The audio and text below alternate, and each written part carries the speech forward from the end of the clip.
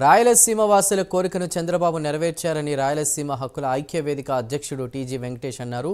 కర్నూలులో high court bench ఏర్పాటుకు కృషి చేసిన టీజీ వెంకటేష్ను న్యాయవాదులు సన్మానించారు.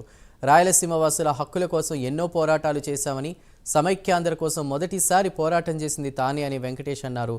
చంద్రబాబు ఇచ్చిన మాట ప్రకారం కర్నూలుకు హైకోర్టు బెంచ్ ఇస్తూ ఎన్డీఏ ప్రభుత్వం ఏకగ్రీవంగా తీర్మానం చేసిందని టీజీ వెంకటేష్ అన్నారు. చంద్రబాబు నాయుడు గారు వచ్చారు, కొన్ని కోరికలు తీర్చారు. ముఖ్యంగా చెప్పేది ఏమంటే రాయలసీమ హక్కుల ఐక్య వేదిక అనేది ఒక ప్రత్యేకత. ఇది ఒక హక్కుల కోసం పోరాడే సంస్థ.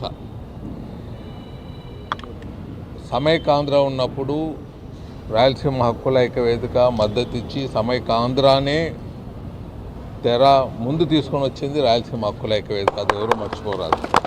సమైకాంధ్ర అనేది ఎవరు మొదలు పెట్టలేదు, మేమే రాయలసీమ హక్కుల ఐక్య వేదికే సమైకాంధ్రను తీసుకొని వచ్చాం.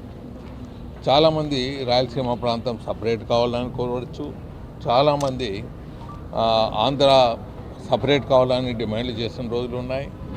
తెలంగాణ ఎప్పుడు మీరు చూసే ఉంటారు, ఎప్పుడు డిమాండ్ చేస్తారు. కానీ రాయలసీమ హక్కుల ఐక్య వేదిక ఎప్పుడు రాయలసీమ హక్కుల కోసమే పోరాటం. మహానుభావుడు చంద్రబాబు నాయుడు గారు వచ్చారు, కొన్ని కోరికలు తీర్చారు.